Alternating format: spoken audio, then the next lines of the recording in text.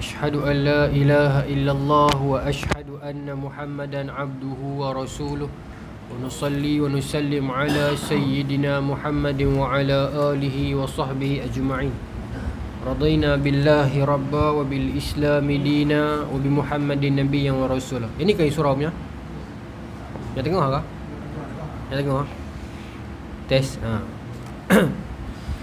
InsyaAllah tuan-puan muslimin muslimat yang dirahmati Allah, malam ni kita akan menyambung lagi pengajian kitab Madza Khasiral Alam Bihintatil Muslimin.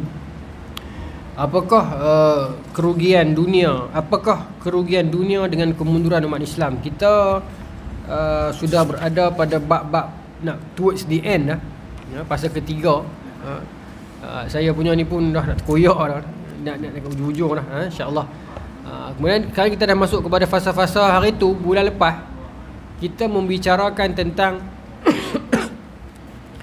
kalau tuan-tuan ingat, bulan lepas kita cerita tentang zaman Sultan Sulaiman Al-Qanuni, yang di dalamnya itu ada Khairuddin Barbarossa dengan adik-beradik dia lah. Kemudian kita telah selesai dengan cerita yang tu, perbahasan itu. Kemudian apa nama ni, malam ni kita nak sambung. Maulana Abu Hasan Ali An-Nadwi dia masuk dalam ni. Subtopik seterusnya ialah keterbelakangan Turki dalam bidang ilmu pengetahuan. Siapa yang ada buku sama dengan saya ni, muka surat 182. Cuma sekarang ni ada cetakan baru, muka surat berlainan lah, tapi fasal yang sama. Keterbelakangan Turki dalam bidang ilmu pengetahuan. Malam ni kita banyak cerita tentang knowledge sikit, no? Malam ni more to knowledge. Kita nak pergi bagaimana Maulana Abu Hasan Ali An-Nadwi bawakan kepada kita, tuan-tuan, macam mana Maulana Abu Hasan Ali An-Nadwi bawakan kepada kita fasa. Memang buku ni dia tak ceritalah tentang whole detail satu-satu, pasal dia bukannya buku Uthmaniyah. Tapi bila kita melalui fasa itu, kita kena cerita jugalah. Iaitu pada zaman Sultan Sulaiman Al-Qanuni, memang kegemilangan yang berlaku pada zaman baginda, zaman beliau, sampai digelarkan dengan gelaran Sulaiman Al-Qanuni, dia yang buat qanun itu. Namun perpecahan ataupun kemerosotan Uthmaniyah bermula sebaik sahaja zaman selepas daripada dia. Dia berlaku selepas daripada zaman Sultan Sulaiman Al-Qanuni. Kerana Sultan Sulaiman Al-Qanuni ni dia ada beberapa orang putera. Kisah yang berlaku ni permulaan kepada kemerosotan dia, iaitu bila mana ada kisah pernikahan dia dengan seorang perempuan tu, Roxelina tu. Tapi saya bukan nak pergi yang tu, saya nak pergi kisah bagaimana anak dia, ya, ada yang mati dibunuh di tangan dia lah. Mati dibunuh atas perintah dia. Putera-putera dia seperti putera apa nama ni, dia ada Mehmet, ada Mustafa, ada Bayezid ni, antara yang ada yang mati dijatuhkan hukuman bunuh oleh mufti ataupun Syekhul Islam Uthmaniyah ketika itu, Syekh Su'ud Afandi, yang keluarkan fatwa bahawasanya putera dia ni melakukan ada buat pakatan dengan Bani Safawi, dengan kerjasama dengan kerajaan Syiah, menyebabkan akhirnya dia dihukum bunuh. Pokoknya tuan-tuan, saya nak cerita kat tuan-tuan, Uthmaniyah punya style ni daripada putera raja. Selalunya putera yang pertama ni akan dipersiapkan untuk jadi the next king lah. Kalau zaman klasik dulu, Uthmaniyah dulu, awal-awal dulu ni, putera-putera seterusnya ini akan di isolated, pasal tak mau bahkan ada pendapat kata dibunuh pun. Tapi tak apalah, isolated lebih selamat lah. Begitu juga Salim ni, Sultan Salim kedua ni, dia memang bukan dalam plan untuk jadi sultan lah. Jadi dia tidak dipersiapkan untuk jadi the next khalifah. Berbeza dengan Bayezid, berbeza dengan Mustafa, abang-abang dia ni memang dipersediakan untuk jadi khalifah. Tetapi ialah ada kata difitnah dan sebagainya, saya tak mau komen lah yang tu. Maksudnya, tapi dihukum bunuh. Jadi bila Salim naik dalam keadaan dia ni tidaklah dipersediakan dengan murabi sejak kecil macam Sultan Al-Fatih dulu ni, tidaklah masuk kelas kepemimpinan, tidaklah masuk kelas-kelas leadership, tak masuk NLP apa semua ni, tak pernah. Jadi dia naik jadi khalifah dalam era dia itu, era yang berlaku kemerosotan lah. Bermula lah, bukan zaman dia tu hancur Uthmaniyah, tidak. Dengan bermula daripada situ, dan sejak pada era itulah Uthmaniyah sedang mendaki turun. Uthmaniyah sedang mendaki turun. Baik, kita baca sikit lah. So far okey lagi. Saya tak payah dah lah. Memang kena jadi pengasuh. Bila mak mereka ni sambung belajar, saya jadi pengasuh lah. Usung lah ni, buat apa pun tak dan. Saya kereta ini tak seronok. Kereta bagi nak bagi tuan faham. Saya baru petang tadi saya dapat mesej daripada Yusaf yang podcast tu kan. Muka je Ustaz Anas tu kan. Yusaf tu dia mesej, dia tahu Ustaz bila nak main, dia panggil saya banyak kali dah. Sebab sekarang ni kan zaman podcast. Zaman podcast ni zaman orang nak cerita bersembang kan. Saya tak ada nak pergi tuan. Ada 4-5. Satu Tuan Saiful Nang, Tuan Haji Zainal Rashid, Mak Lutfi, Book Surgeon, dengan yang terbaru minggu lepas John Bear. Atok nak, tapi saya tak nak masuk. Bukan kita nak belagak dah, tak ada nak selit. Ustaz Anas pun tahu, saya punya umpaya dengan Ustaz Anas, tak ada nak selit masuk ni. Pasal weekday saya kerja full, malam kuliah. Weekend orang puan saya dia akan kelas face to face ni daripada pagi sampai malam. Pasal dia pun ni KPLI nak liga setahun tu kan. Straight tu ya. Lepas tu hari Isnin Selasa dengan malam ni depa ada kelas online pula, Zoom. Tu yang saya kena bawa. Jadi tak boleh nak selit. Sayang lah juga kan, time-time orang nak kat kita untuk berkongsi ni, kita tak boleh nak pergi tu. Saya kata saya tak mau pergi, saya tak boleh pergi lagi pasal kebanyakan di Kuala Lumpur. Saya tak apalah, doa lah ke depan kau ada rezeki. Nampak bulan 12 jaga SPM pula. Itulah kadang-kadang kita ni ada kekangan kerja. Kadang-kadang kita serba salah. Bukan kita belagak semua tak, tapi kita ada kekangan. Mudah-mudahan Allah campurkan kefahaman lah hati depa lah. Tapi depa tak marah pun. Cuma saya lah rasa bersalah. Dia depa tanya 3-4 kali kan. Dia tak kira orang jemput kuliah kita tahu apa, kata kita macam tak mau pergi. Bukan tak mau pergi, tak ada ruang nak pergi. Tak apa. Nah ni kembali ni. Nak bagi disclaimer je pasal apa bawa ambil dua orang ni. Jadi mengasuh. Baik. Tuan-tuan, saya baca apa? Saya baca terang peringatan pertama.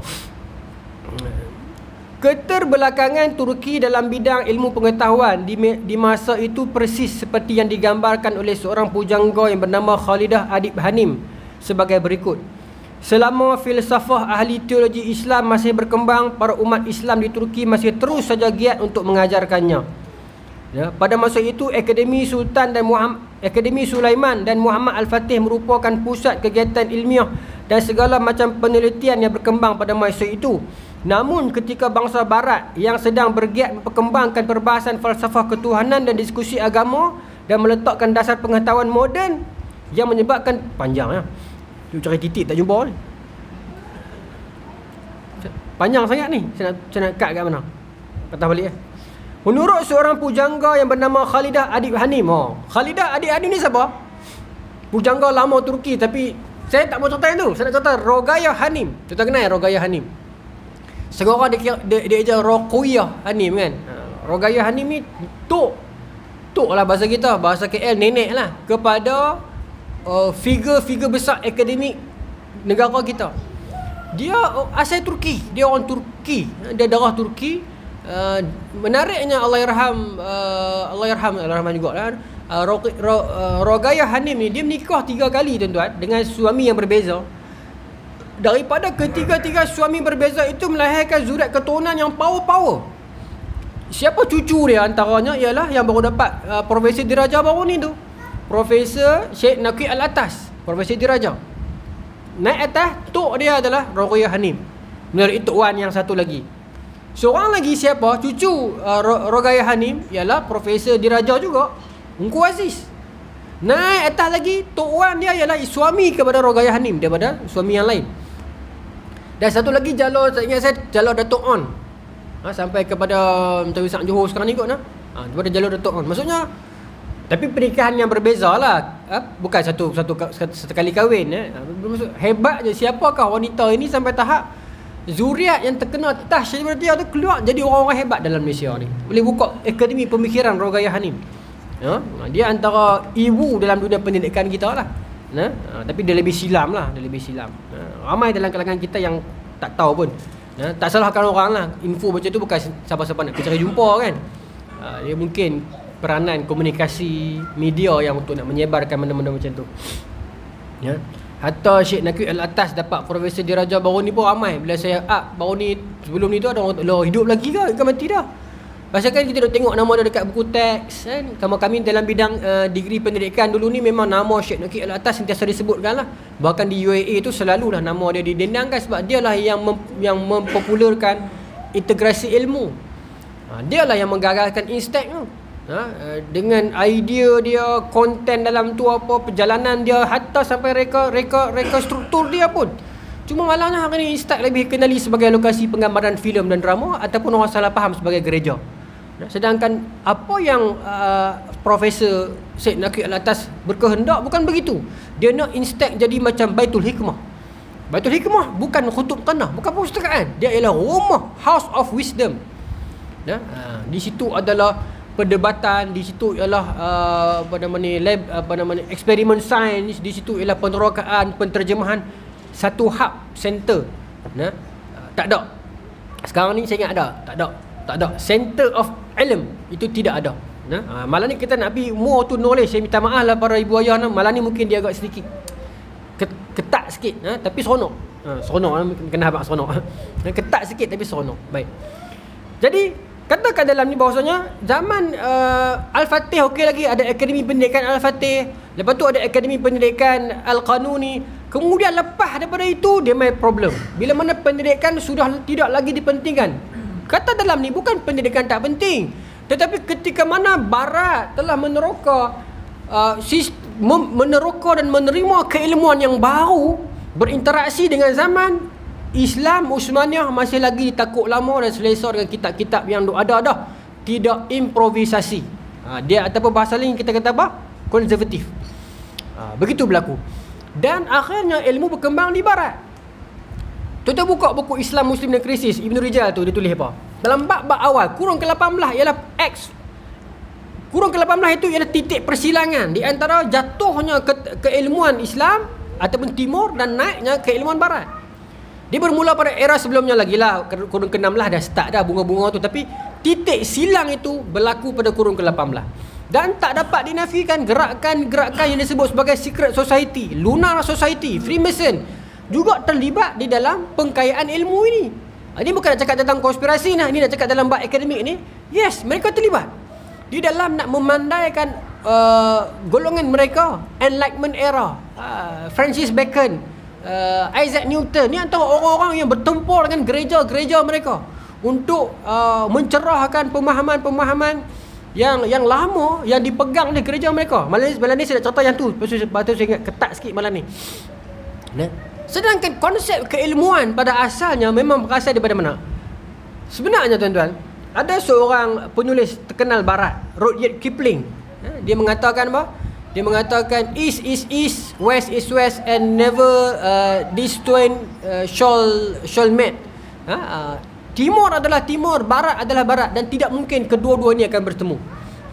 Kemudian S. Radhakrishnan dia tulis, dia mengatakan kalau dikatakan teori ilmu itu datang daripada timur pun tak tahulah dia kata.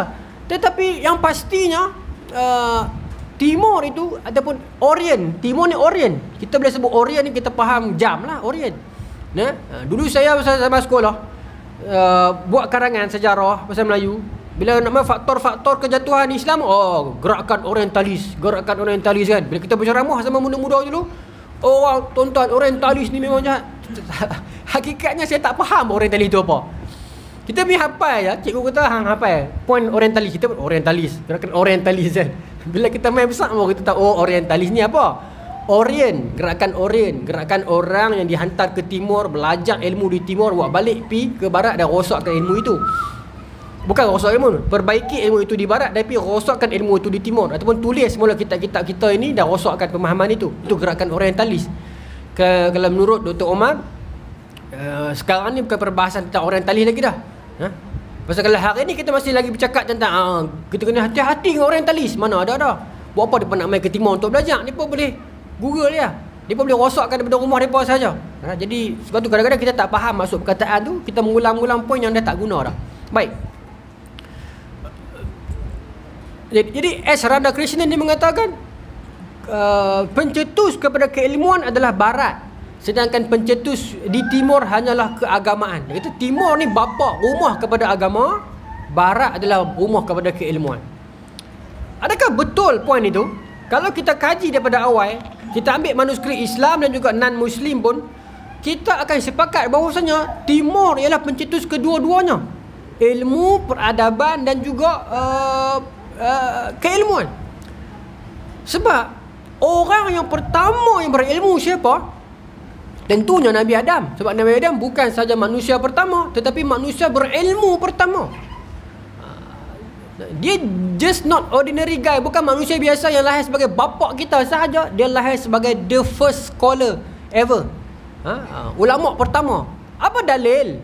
Allah sebut dalam Quran, wa'allama Adam al-asma'a kullaha. Wa'allama Adam, Allah alimkan Adam, Allah ajak Nabi Adam. Maka ulama pertama yang kita faham ialah Nabi Adam AS. Selain daripada bapa kita, selain daripada Nabi dan Rasul, dia juga ialah ulama yang pertama. Dan perkembangan ilmu ini tuan-tuan berlaku pada zaman siapa? Tak lain dan tak bukan yang who came after. Tapi bukanlah direct after Nabi Adam. Tapi kalau ikut susunan lagu Raihan tu, Nabi Idris AS. Ini yang orang tak boleh nafi. Hatta sampai ke barat orang masih lagi mengkaji tentang sumbangan Hermes Trismegistus. Trismegistus. Hermes Trismegistus ni siapa? Bila dikaji-kaji, dia merupakan seorang yang datang daripada Mesir ataupun yang menyumbang jasanya di Mesir. Yang bila mana Mesir mendapat pengaruh daripada Yunani, maka keilmuan Hermes ini dibawa pulang dan berkembang dekat benua-benua di Eropah, dekat Greek dan sebagainya, sampai mereka menamakan kota-kota mereka dengan kota Hermes Polis dan sebagainya. Hermes ni dalam sejarah Mesir, bila disebutkan tentang dewa yang cerdik pandai, dewa kecerdikan Mesir nama apa tuan-tuan? Dewa kecerdik ni, kalau kaki movie dia pun tahu lah. Bukanlah movie tu aja, benda tu betul, cuma movie ni dia ambil. Dewa cerdik Mesir, nama dia Dewa Thoth, T-O-T-H, tu dewa kebijaksanaan, dewa wisdom. Thoth. Kalau tuan-tuan tengok cerita filem apa tuan-tuan? Filem tu ni yang pasal Mesir punya dewa-dewa ni, God of Egypt. Dewa tu digambarkan sebagai seorang yang kulit hitam, bijaksana. Thoth kan, nama dia Thoth kan. Betul lah nama dia Thoth. Saya tak ingat tengok zaman dulu ni, tapi saya ingat nama dia Thoth. Thoth, dewa Thoth inilah, bila orang kaji balik jalan cerita dia tu ialah cerita Nabi Idris AS. Bahkan Osiris dikaitkan dengan Idris AS. Bahkan bila mereka mengatakan Hermes, Islam dalam agama kita menggelarkan Nabi Idris AS dengan Hermes. Harmasul Haramisah, itu gelaran kepada Nabi Idris AS. Tak apalah, kita tolaklah semua teori-teori ni. Hadis Nabi SAW mengatakan Idris adalah orang pertama yang menjahit, yang berpakaian, yang bercakap tentang angka dan yang menjahit. Maksudnya dia telah ada ilmu di situ. Baik. Okey. Kemudian tuan-tuan, ini di timur ni, sebab Nabi Idris di Mesir. Baik. Ketamadunan ilmu bermula dekat dua buah empayar tua dunia. Yang pertamanya lahir dekat Mesopotamia, di Babylon, di Sungai Furat. Itu antara kelahiran ketamadunan awal. Bila orang kaji teknik bagaimana mereka mengairi tanaman mereka, dengan teknik nak angkut Sungai Furat punya air itu. Kemudian teknik geometri, bila bagaimana di Babylon mereka buat apa? Makbad yang disebut sebagai apa? Zigurat. Ini zaman Mesopotamia yang lama. Mesopotamia ni tamadun awal pertama lah, di Ur, di Iraq sekarang. Kemudian di Mesir Purba. Tentulah tulisan hieroglif, teknologi ciptaan kertas, bagaimana penamberan berlaku. Orang dah kaji dah sampai tahap bagaimana disebutkan bagaimana piramid juga. Tak apa, ini memang kebiasaan dia. Piramid juga dikira berdasarkan itu sebagainya. Dan bila mana benua-benua Eropah silam kuno ni dia buat keluar nama-nama planet Jupiter, Venus apa semua ni, bila dikaji balik, ilmu tu diambil daripada Mesir. Mesir pula ambil daripada saduran daripada zigurat di Babylon itu. Untuk mencerak bintang, mencerak pasang surut air, bulan mengambang penuh. Kan? Dulu orang kaji time mengambang penuh ni apa jadi kepada cuaca, bagaimana pasang surut air berlaku. Okey, kita nak airkan tanaman kita dekat Iraq ni macam mana? Ni di lembah Sungai Nil ni orang 5,000 tahun sebelum Mesir dah bincang bab ni dah. Ni time bulan penuh, time bulan separuh, lagu mana ayat kadar air laut, kadar air sungai, bagaimana humidity of kawasan kita. Ni nak abang geram ni 5,000 tahun orang kaji yang tu. Bulan penuh macam ni. Zaman kita, saya sekolah bulan penuh orang kaji apa? Ketam isi penuh, tak bala okey lah lagi. Ni zaman law ni 2024 bulan penuh, hati bercerai. Tuan tengok, aku geram tengok post tu. Lepas tu bukan salah hati lah, ni zaman law ni, zaman bulan penuh ni hati duk bercerai banyak. Hampa hak bercerai pun bisa salahkan bulan pula dah. Kan? Tak ada lah sampai tu kot tu. Tak tahu, bukanlah saya nak nafi lah, nak nafi senang. Tak kena sangat. Bukanlah bulan baru tahun ni penuh. Lepas tu pula orang dulu dah kaji ni, data-data bagaimana ini zaman. Saya cerita kat tuan-tuan ni saya bukan cerita kosong ni saya tunjuk buku tu pergi cari dia tak apa ni. Ni terbitan USM. Tuan-tuan tahulah buku terbitan universiti mana boleh reka. Ni buku terbitan universiti. Ni semua data saya ambil dalam ni. Semua data saya dalam ni. Cuma saya tak terkeluar istilah-istilah yang bombastik tu. Baik. Orang kaji tuan-tuan bagaimana contoh zigurat di Babylon ni semua ada dalam ni. Titik-titik bagaimana time mana bulan meninggi setakat darjah itu, setakat planet ni kat sini dan sebagainya, kaji habis ni. Dia sebut sebagai imkan ru'yah. Zaman tu orang dah kaji dah plate bumi kat mana apa semua. Hari ni orang mai dengan tak bertanggungjawabnya tulis dekat Facebook, tulis dekat apa-apa punya platform ni, hari ni cerita semayang tak betul. Tuan tengok tak orang jenis tu. Tuan kalau jumpa tuan boleh komen, tuan maki, minta maaf lah, saya tak suka maki orang. Tapi orang macam ni dia merosakkan. Dia menyebabkan orang hilang kepercayaan kepada otoriti agama. Baru-baru ni orang besar juga, orang yang kita hormati, dia boleh tulis macam tu. La hawla wala quwwata illa billah. Tulis pula habis ni menipu, habis dah kita tak selamat dah sekarang ni. Otoriti agama pun menipu. Habis tak sah sembahyang maghrib kita selama ni, habis subuh kita dah rosak dah. Apa ni? Orang pun makin takut pergi sebab pula cerita tu, depa nak lepas penyakit dekat langit. Lalu pergi hospital dengan doktor kena. Ni pakatan depa ni nak bagi kita ni penyakit penuh. Hang yang makan tak jaga, makan merepek-merepek. Dia bila sakit dok salahkan depa Yahudi dok lepaskan chemtrail pembinatang apa macam-macam lah. Lepas tu ufuk dah tak sama dah, otoriti agama dah tak amanah dah, polis pun jahat. Ni orang macam ni tuan-tuan, tak tahulah, saya tak suka maki orang, tapi untuk depa ni bagi pengecualian lah kot. Pasal dia memberi public panic. Dia memberi orang hilang kepercayaan. Orang dah tak percaya kat doktor, orang dah tak percaya kat polis, orang tak percaya kepada orang agama. Memang benda tu seronok cakap. Saya cakap ni segera pasal orang duk cakap ni 4-5 orang ni orang yang saya kenal. Bahkan kawan-kawan pun aku ramai kau dah apa ni? Ada 4-5 orang kawan sini cerdik pandai, belajar sampai ke master, tiba-tiba duk pergi sebab benda-benda macam ni kan. Duk pergi kata depa ni makan upah daripada Yahudi, kalau tak ada orang sakit depa tak ada kerja. La hawla wala quwwata illa. Sister ni perempuan bukan lelaki. Apa pergi jadi perangai lagu ni, saya harap dia tengok. Awak pergi jadi sampai tok-tok, saya nak komen tak boleh. Dia hide kan tu. Tak boleh orang komen. Pasal ada orang yang boleh komen ni orang yang sokong dia lah. Lepas tu dia akan kait dengan kemat lah. Bersedialah untuk akhir zaman. Nanti bila Dajjal keluar akan jadi macam ni. Dia buat satu persepsi hak kita, hak sokong belah-belah. Bila kita sokong kerajaan, bukan kita sokong PH ke PN ke, tidak. Sokong badan kerajaan pemerintah, bukan sokong parti kerajaan. Faham maksud saya? Sokong pentadbiran itu. Maksudnya polis, beruniform, hospital, jabatan agama. Di sudut itu kita sokong lah. Siapa pun dia. Tak boleh. Kita ni dilihat sebagai jahat. Ini sign yang orang Islam sekarang pegang. Dulu kita kaji apa unsur ada dalam tembikai, apa unsur ni dalam ni disebut jenis daftar nama buah, jenis-jenis buah yang telah ada ratusan tahun dulu dah kaji dah.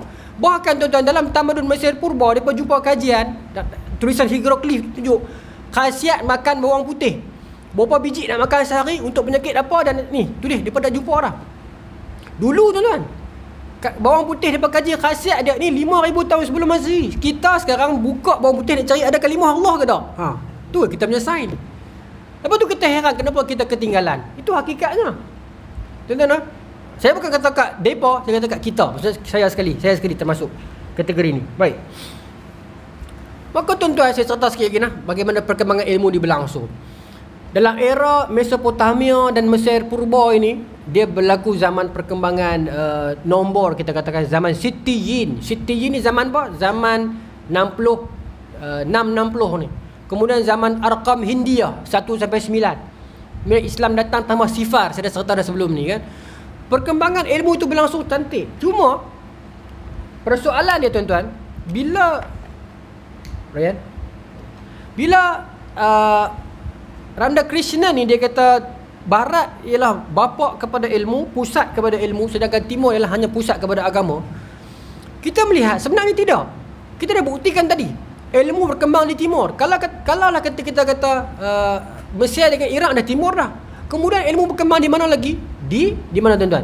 Di India. Di Indus Valley Civilization, ketamadunan di Indus Valley itu. Tuan-tuan tengok sejarah ni, semua orang belajar, bukan saya seorang. Kita tempat kita belajar. Ingat tak? Pembangunan bandar Mohenjo-daro dan Harappa. Ingat tak? Saya sebut saya ingat ke tempat. Kau ingat tak ke tempat belajar kan? Bagaimana sistem mereka buat itu? Kolam The Great Bath, kolam mandi awam, ini semua pakai matematik dan geometri. Indus, India juga di timur. Ya. Kalau kita katakan tamadun awal dunia juga yang berkembang keilmuan kesedaran awal tentang sistem peperiksaan awam berlaku di China. Timur lagi. At least timur lagi. Jadi barat bukan pusat perkembangan ilmu. Cuma proses penyanduran, perpindahan ilmu daripada timur ke barat dia berlaku.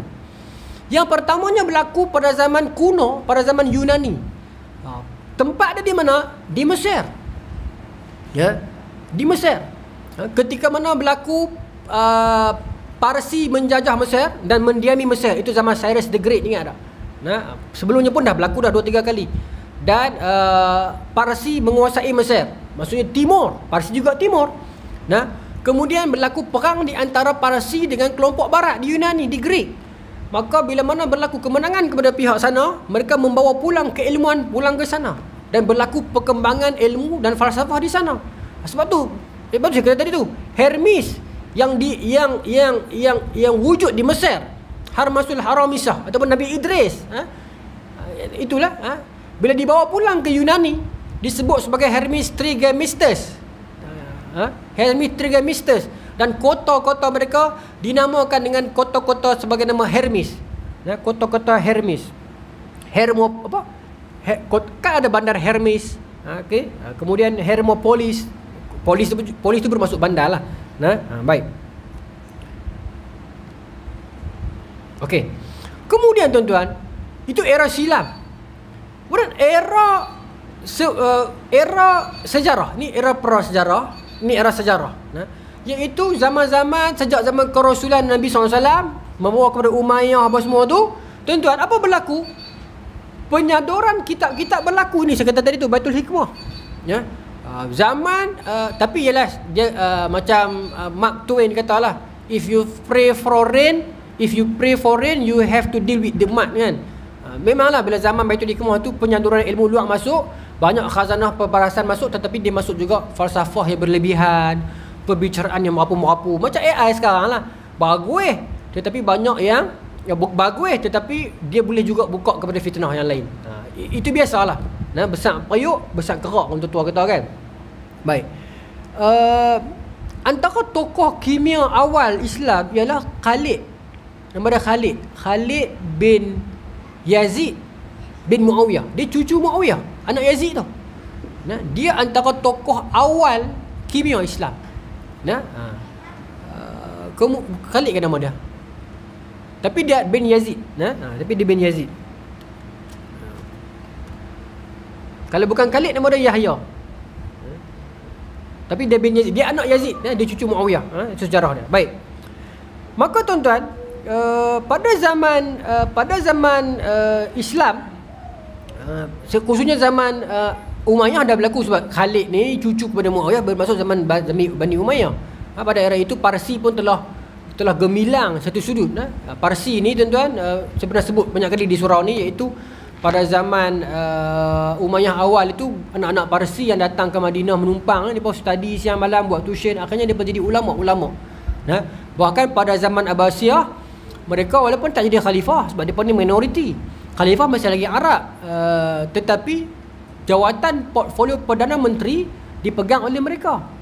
Khalid Al-Barmaki, Khalid Al-Barmaki itu dia orang Parsi, dia jadi Perdana Menteri kepada kerajaan Abbasiyah pertama. Dan anak dia Yahya bin Khalid Al-Barmaki, dia yang terjemah buku Ptolemy buat buku apa nama? Al-Majis kan? Al-Majis, ALMEGYST tu, Al-Majis bunyi macam mana tu. Yang terjemah tu Yahya bin Khalid Al-Barmaki ni, anak kepada Khalid Al-Barmaki, Perdana Menteri Abbasiyah pertama. Cuma bila diterjemahkan buku itu, buku Ptolemy ni, bakal sikit minta maaf tuan. Bila diterjemahkan buku ini, ulama Islam macam Al-Biruni semua ni, dia pun kritik sebab buku Ptolemy ni buku yang menceritakan tentang geocentric, iaitu bumi sebagai center of the world ni. Islam bila dia terjemah, dia dapat ilmu tu, dia terjemah dan dia saring, dia kritik. Itu yang Al-Imam Al-Ghazali buat dalam Tahafut Al-Falasifah, dalam Kimia Sa'adah. Bukan Al-Ghazali itu falsafah menuruti barat, dia yang membetulkan fahaman barat. Bahkan sebahagian besar penulis-penulis barat mengatakan mereka membaca Aristotle, mereka tak faham Aristotle, sehingga mereka membaca Al-Ghazali, baru mereka faham, oh ini masuk Aristotle. Ibn Rijal tulis dalam buku dia Al-Fusanati tu, tuan-tuan tengok bagaimana Al-Ghazali berinteraksi dengan benda ni, kefalsafahan yang mendalam. Saya tak faham Asy'ariyah, tuan-tuan, berani mati statement ni. Sampai saya tengok debat baru ni antara PU Faiz dengan Ustaz Samad Ali, baru saya nampak hebatnya PU Faiz ni menjelaskan kepada kita orang awam. Barulah nampak faham sikit, walaupun tak faham sangat lah, tapi fahamlah juga sikit tentang ta'alluq tanjizil hadis, tentang suluhil qadim. Belajar sebelum ni, tapi nak kata clear, bila orang yang wacana muda macam PU Faiz dapat sampaikan, okey, taklah saya kata alim, tapi kita tersuluh oleh benda tu.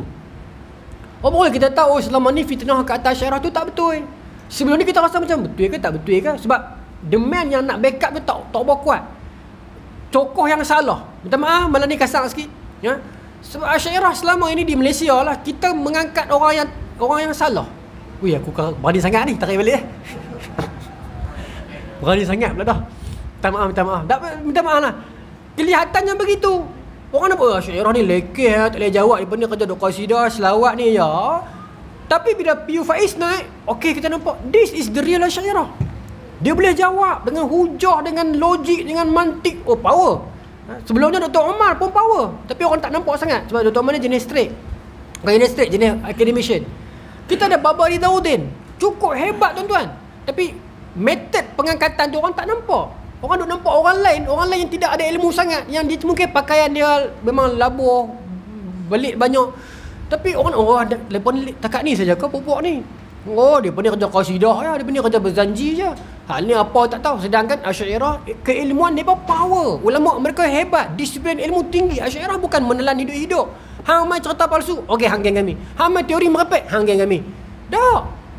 Asy'ariyah dia menyaring banyak tu. Ibn Furaq tulis kitab Gharibul Mushkilul Hadis wa Bayanuhu. Tuan bagaimana kemah ulama Asy'ariyah terhebat itu. Al-Ghazali punya power, genius Imam Ghazali, Hujjatul Islam tuan-tuan, hujah kepada Islam. Nak kata mana je, bila dia pun memilih Al-Asy'ariyah, tak mungkin sejenius Al-Ghazali boleh menerima fahaman yang salah dan tak betul, bermaksud betul.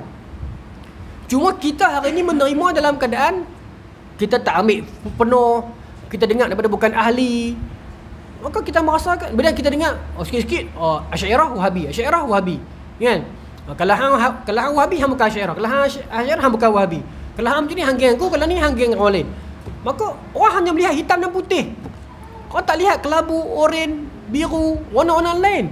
Hari ni bila berlaku dialog macam baru ni tu, saya tak seronok debat, tapi benda tu at least bagi saya satu pencerahan. Betul timbul tuduhan. Apakah Asyairah ni suka merepek, cerita dalam-dalam segala bab-bab tangible al-hissi apa semua ni. Buat apa nak bahas? Nah, kedudukan Adam. Panjang tu falsafah-falsafah ni, ta'alluq suluhil qadim tanjizil hadis ni panjang ni. Kenapa nak pergi bahas benda tu, orang tak fikir? Dah. Cerita ada orang fikir. Pasal tu Asyairah datang dengan jawapan. Kalau orang tak fikir, Asyairah tak bagi jawapan.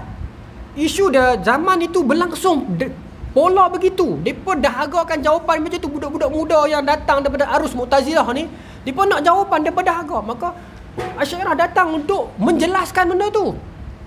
Tentang persoalan saya pernah sebutkan di Empire dan di tempat lain.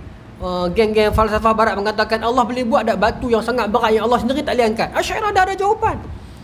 Tentang takluk mumkinat, tentang takluk mustahilat, tentang makhluk takluk apa. Jadi benda tu dah jawab dah. Tetapi salafus soleh, kaedah mereka juga tak salah, sesuai dengan zaman mereka, iaitu amiru kama ja'at. Terima sudah era itu. Jadi era sekarang macam mana? Terpulang kepada kita berinteraksi dengan zaman yang macam mana. Tu saja. Kalau kita berinteraksi dengan masyarakat yang banyak bertanya dan mempersoalkan, kalau tak dapat ada tak puas, serahkan Asyairah ni kepada dia, kaedah dan uslub dia. Kalau ada satu kelompok yang saya tak mau fikir banyak-banyak, Allah kata apa, saya faham dah, saya beriman sami'na wa ata'na, serahkan imrar pada dia, cara kaedah salaf. Ingat begitu ya. Tak perlu kita nak mengasing kelompok kita, kelompok itu dan ini. Dan itu semua khazanah Islam yang kita berkongsi bersama khazanah tersebut. Yang kita nampak macam Asyairah salah, bukan Asyairah salah. Kadang-kadang orang yang membawa Asyairah tu dia salah faham, maka dilihat Asyairah tu salah. Dia bawa teori pelik-pelik, cerita mampu-mampu, ni Asyairah mampu. Bukan Asyairah mampu, itu peribadi dia. Dia salah mampu, bukan salah mampu, dia bukan salah, dia tempelan saja. Jadi itu yang menyebabkan jadi fitnah pada dunia ilmu hari ni. 8-13 boleh ke? Banyak lagi ni. Boleh. Baik.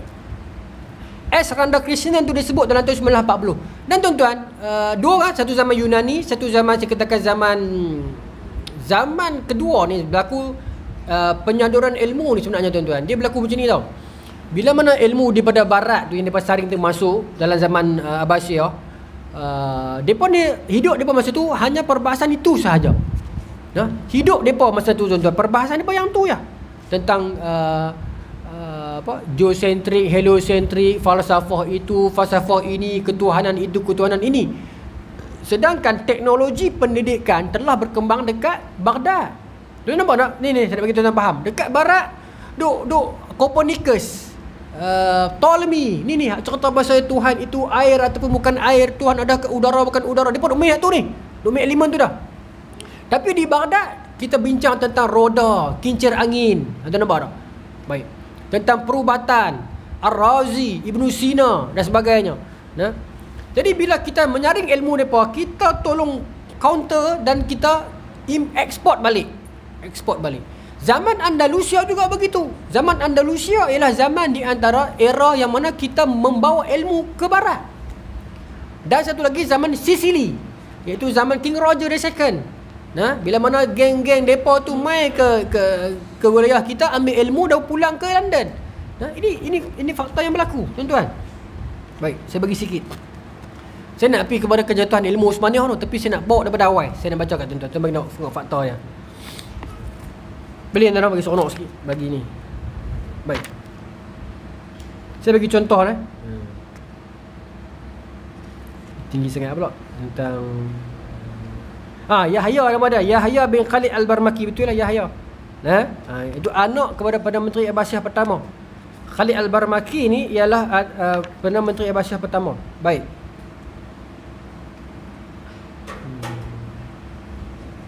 Baik. Kita tengok saya baca sikit. Dalam ilmu perubatan Islam, saya bagi contoh hasil integrasi kepakaran umat Islam dengan warisan perubatan Yunani, India dan Parsi yang diambil daripada tamadun kita juga. Dan pada masa itu orang lebih mengenali Hippocrates dan juga Galen daripada tamadun Iskandariah Rom. Ini ada Rom pernah jajah Iskandar Mesir. Okey. Sebagai tokoh agung perubatan. Sampai hari ni lah orang sebut sebagai Hippocratic Oath tu. Baik. Dan antara teori terpenting Hippocrates ialah teori 4 humors, 4 cairan, darah, lendir, hempedu kuning dan hempedu hitam. Saya tak faham sangatlah.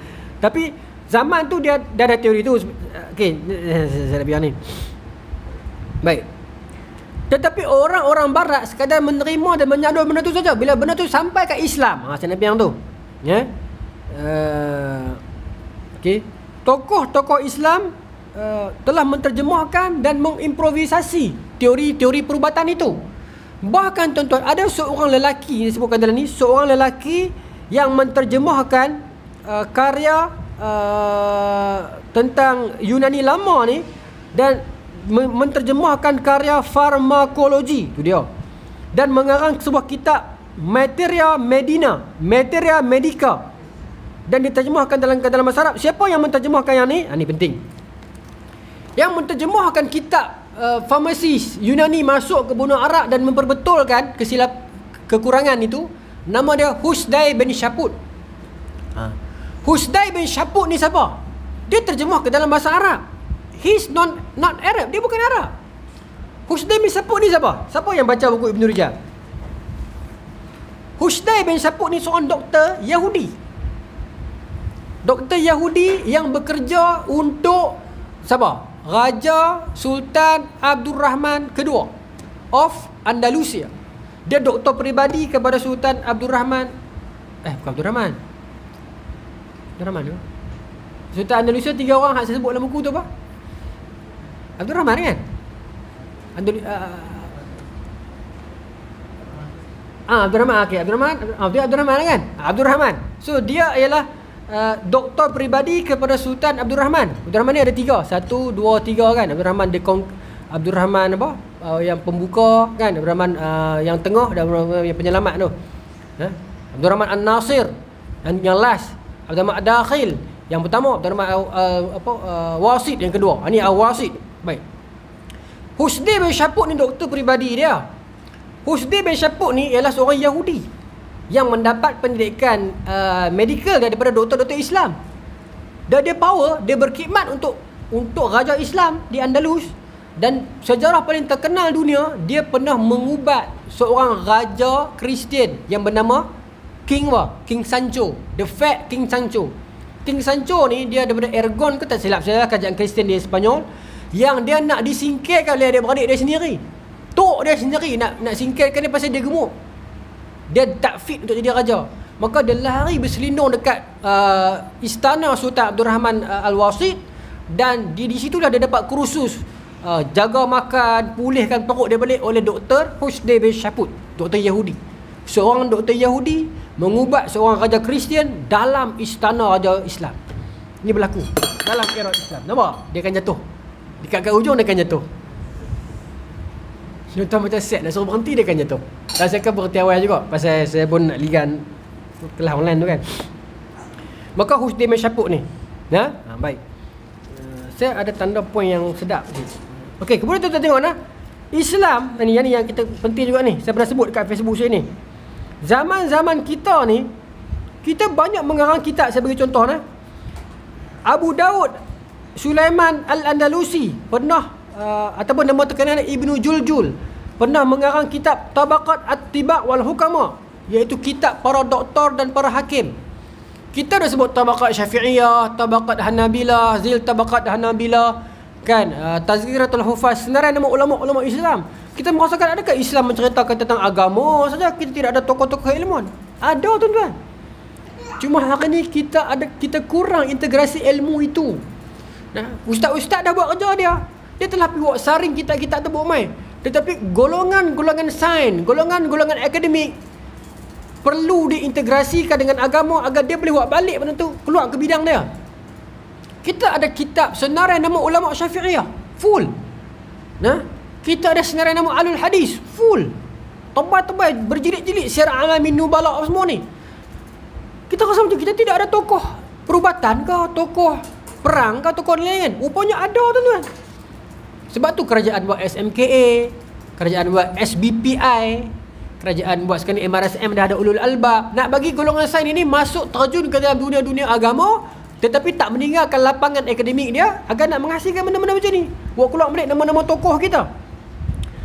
Okey, baik. Kemudian Jamaluddin Al-Qafti mengarang buku Al-Akhbar Al-Ulama wal Akhbar bil Akhbar Al-Hukama, senarai nama ulama dan para sarjana Islam.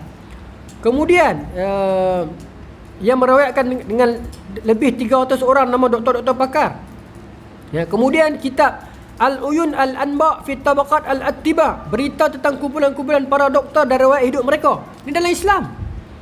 Tapi bila saya baca ni, mana buku tu nak cari tak ada. Kan? Kita nak tahu, saya orang suka baca biografi. Suka baca riwayat hidup seronok kan. Tapi kita dah jumpa hak Islamik, tapi nak cari hak ni. Rupanya wujud. Bila saya jumpa fakta ni, saya terkejut. Rupanya kita ada senarai tokoh, doktor pakar. Ni zaman dulu dah tuan. Bukan zaman sekarang. Sekarang kita ramai lah. Teman ni pun berapa orang nak dah. Kan? Ni hak zaman dulu, 400-500 tahun dulu ni. Ya? Baik. Itu tak payah cerita lah. Ibn Sina buat kanon Al-Qanun fi Tib, semua tu panjang lah. Baik. Okey. Boleh saya pinjam masa lagi seminit, 8.29. Okey. Tak apalah. Nak pergi Usmanah tak bagi sempat jugalah. Baik. Tuan-tuan. Okey. Galileo Galilei. Ini contoh perbezaan Islam dengan Barat. Bila mana dia mengkritik pemahaman yang dipegang oleh gereja. Sebab gereja dia pegang Ptolemy punya fatwa. Ptolemy punya fatwa kata apa? Geocentric. Iaitu apa nama ni, bumi yang center of the world. Bila Galileo Galilei kritik gereja, kemudian dia buat dua kaedah pembuktian, iaitu yang pertama dengan kaedah pengiraan, iaitu bukan bumi yang center of the world tetapi matahari. Kemudian yang kedua dia buat kaedah apa? Horoskop bukan? Horoskop bukan? Teleskop yang itulah. Horoskop kan? Horoskop. Dia bagi pembuktian yang jasmani. Tetapi disebabkan orang kolot dan konservatif, orang menganggap dia ni treason dan heresi. Dia menghina gereja dan agama. Dia tuduh murtad dia. Galileo dan dikenakan tahanan rumah sampai dia mati. Hanya kerana dia berbeza pendapat dengan gereja.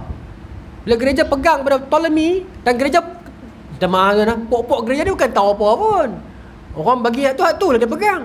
Bila mai sarjana-sarjana baru dengan teori-teori yang agak mencabar dia merasakan macam kau ajak. Hang hina gereja, bermaksud hang hina agama. Hang hina agama, hang murtad. Maka dia dihukum dalam tahanan rumah sampai mati dia. Kemudian bila era-era kemudian bila orang dah jumpa teori tu dapat, sedangkan dia bukan cakap kosong, dia bagi bukti dua cara pun orang tak mau terima. Sedangkan teori dia tu Al-Biruni semua dia dah sebut awal dah. Tapi kita tak kenal lah pasal kita duduk di belah sini kan. Bukanlah maksudnya macam macam ni, teori dia itu selepas zaman dia tu, zaman Isaac Newton nanti, kemudian nanti tu zaman Francis Bacon nanti tu, depa dah naik balik lah. Tapi zaman tu zaman Enlightenment era, zaman Renaissance, zaman Freemason lah. Ini dalam bab lain lah. Ini bukan dalam bab Freemason yang konspirasi ni. Ini dalam bab Freemason yang mereka memang memperjuangkan keilmuan, sains. Untuk mereka naik balik, dia kena pergi ke arah sains dan keilmuan. Sebab tu dia menajar ramai tokoh-tokoh keilmuan ni. Ini dalam satu bab Freemason ni lah.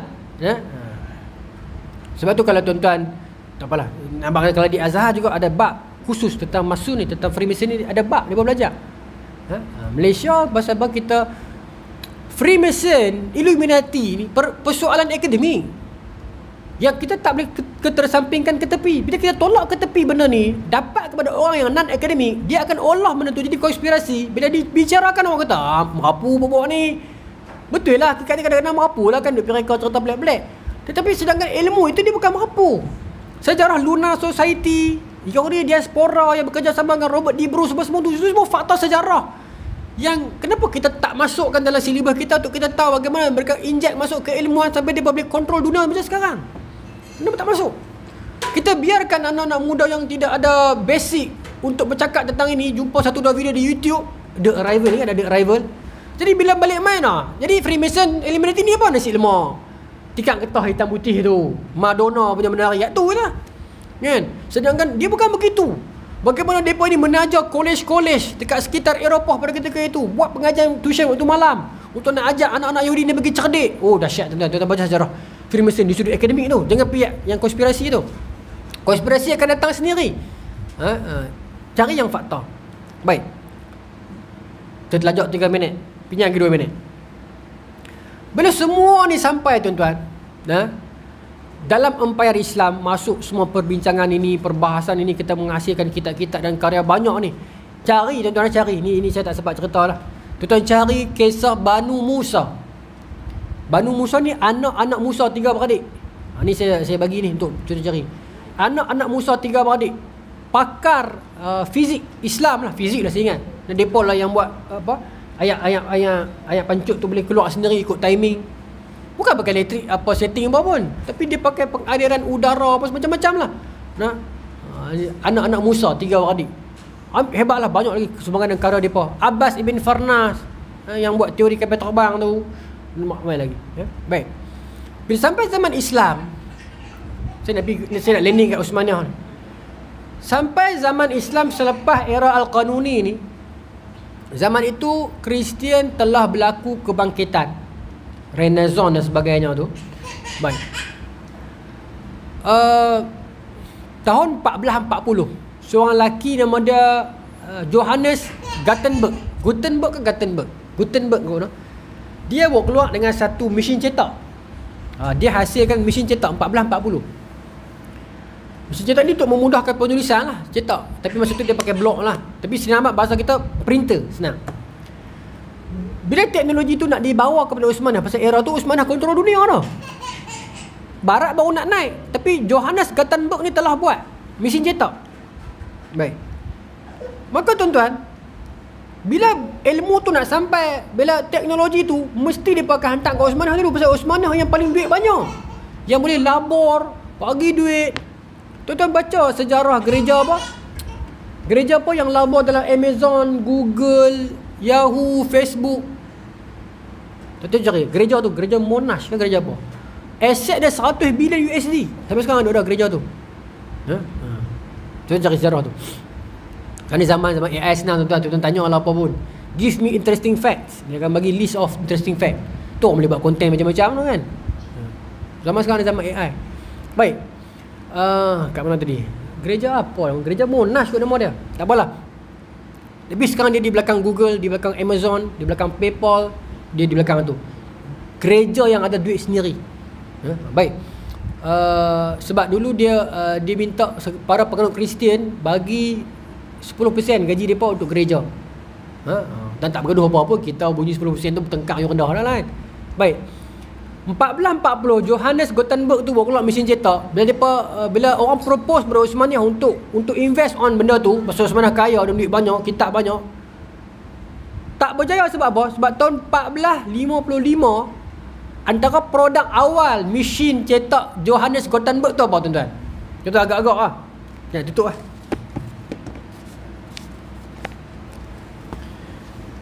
Bible. Produk awal kepada mesin cetak tu ialah Bible, iaitu Gutenberg Bible 1455 kot seingat saya. 15 tahun selepas mesin cetak tu siap, antara yang masterpiece yang awal ialah Bible. Jadi yang sampai kepada Uthmaniyah bukannya cerita tentang kehebatan fizik, kehebatan teknologi mesin tu. Yang sampai apa? Cerita Bible tu, sentimen. Ni habislah orang Kristian dia berbagi ayat apa? Ayat bestari kat anak-anak kita. Habislah tak boleh mengucap dah apa. Takkan kita iman kita lemah sampai tahun tu. Mengaji agama 20 tahun minum ayat seteguk terus jadi Kristian. Tapi benda tu sampai kat kita ni, pemahaman tu bagi kita takut, bagi kita jadi seria. Kita jadi defensif. Habis dah Kristian, depa nak terjemah kitab Kristian masuk Jawi, habis dah anak-anak kita akan tertipu. Betul satu sudut dia salah. Tapi satu sudut, kenapa kita terlalu defensif dan lemah sampai tahap takkan dia tukar bahasa Jawi sikit kita terus jadi bodoh, terus anak-anak kita nak berubah. Sepatutnya kita kena jadi berani. Berani macam mana? Okey, nak tukar Bible dalam bahasa Jawi, tulisan Jawi, boleh? Aku nak tukar Quran dalam tulisan Cina, dalam tulisan Hindu, masuk ke tempat hang berani. Pasal kita tahu kebenaran di pihak kita. Berani buat lah? Tak berani pasal kita tahu kita lemah hakikat dia. Sebab tu kita jadi defensif. Bila orang cetak sikit, baik dia baru tukar bahasa sikit, hantar kepada tak enak kita dia takut dah. Pasal kita tahu. Apa kita tak mau mengaku, tapi kita tahu hakikatnya kita ni terlalu defensif pasal kita kosong. Ya, ayat yang penuh dia tak berkocok sangat tuan-tuan. Ayat yang sikit, berkocok dah teruk. Kita tak penuh, kita berkocok kuat. Tuan-tuan, sikit. Jadi bila cerita tentang Bible masuk ke Uthmaniyah, jadi secara indirectly cerita pasal printer tu jadi kotor. Oh, ni orang putih buat Kristian nak rosak kita lah apa semua ni. Maka 1485 Sultan Salim kedua bawa keluar fatwa, bukan dia bawa keluar, ada gazette lah, kata haram pakai printer tu. Haram pakai. Tetapi malah haram pakai di Uthmaniyah, tetapi tak haram untuk non-Muslim di Uthmaniyah. Ibarat AI masuk negara kita, kerajaan kita bodoh. Ni bukan kerajaan kita lah, ni orang miskat kena saya ni. Dia tak faham, dia kata AI ni kopiak buat, maka AI ni haram untuk orang Melayu, tapi Cina dengan India nak pakai lah. Ibarat ada macam tu lah. Jadi dia pakai sungguh-sungguh ni. Anak-anak kita tak faham apa. Ibarat ada macam tu. Jadi teknologi itu orang Yahudi, orang Kristian, Uthmaniyah dah guna dah. Islam tak tahu apa-apa lagi. Masih menganggap ni habis lagi. Satu segi betul, kebimbangan itu betul. Takut lagi cetak jadi tak asli dah. Itu tak nafi. Keberhati-hatian ulama Islam suruh itu betul. Tetapi sampai menolak terus itu yang jadi masalah. Sebab kita kena berjalan dengan arus ini yang Maulana Buasa sebut tadi tu. Mereka selesa dengan Maulana kata, ingat tadi Maulana kata apa? Bila Islam berpenuh dengan khazanah ilmu, they put a full stop. Cukup lah, kita dah penuh. Bila malangnya zaman berjalan, kita dah rasa kita penuh dengan ilmu kita, maka kita bergerak sebagai orang yang gemuk tanpa menerima ilmu yang baru. Zaman dulu kita pakai apa tuan-tuan? Disket, kan? Lepas tu pen drive. Saya ingat pen drive sampai saya tingkatan 2, cikgu saya bawa dia gantung macam gantung vape tu. Pen drive 125 apa? 125 kot paling rendah. Ya Allah tuan-tuan, cikgu tu terkenal 1 ppd pasal gantung pen drive 125 MB tu. Dia pun tak buka dah. Turun BPJ pun tak buka. Cikgu tu ada lagi.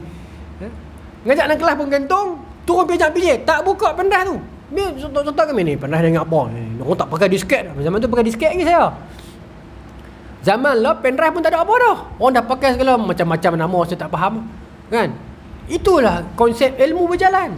Tapi kita we put the full stop there, dan kita tak mau bergerak dah. Dunia nak berjalan macam mana pun, kami mengaji kaedah kami mengaji khazanah kami. Sedangkan zaman berubah. Itu saya tengok Umar kata didik anak-anak ikut zaman. Kan? Baik tuan-tuan, 1727 dah terlewat lah. Ibrahim Al-Mutafarriqah, kan? Ibrahim Mutafarriqah ni dia propose juga dekat Sultan Uthmaniyah pada masa itu, nak masuk juga printer, mesin cetak. Beberapa proposal, beberapa pengurujahan ni buat, akhirnya barulah Uthmaniyah terima mesin cetak 1727. Itu pun dah terlewat dah. Bila mana barat dah jauh meninggalkan kita. Kesan daripada penerimaan printer di barat, di penat Protestan apa semua tu, mereka telah mencabar hegemoni gereja, muncul kelompok-kelompok Newton, Bacon apa semua ni. Nampak tuan-tuan? Maka kita terlewat sikit. Itu kesan daripada mana kita tidak menghargai ilmu pengetahuan. Allah Ta'ala alam. Tuan-tuan maaf lah malam ni berat sikit. Kita baru peringkat pertama tu. Bulan depan insya-Allah sambung lagi tentang Aristoteles. Bulan depan ni dia cerita tentang Aristotle. Tak tahulah nak cerita kat mana cerita. Pasal falsafah ni dia jadi lagu tu lah. Dia hanyut sikit, tapi seronok juga. Tapi dia hanyut sikit. Tengoklah macam mana. Kalau tuan-tuan rasa okey, kita cerita. Tak okey, kita skip lah tentang falsafah ilmu ni. Bismillahirrahmanirrahim. Allahumma razaqna fahman nabiyyin wa ifdal mursalin wal malaikatil muqarrabin wahdina fi hidayatil arifin bi rahmatika ya arhamar rahimin. Walhamdulillahirabbil alamin. Assalamualaikum warahmatullahi wabarakatuh.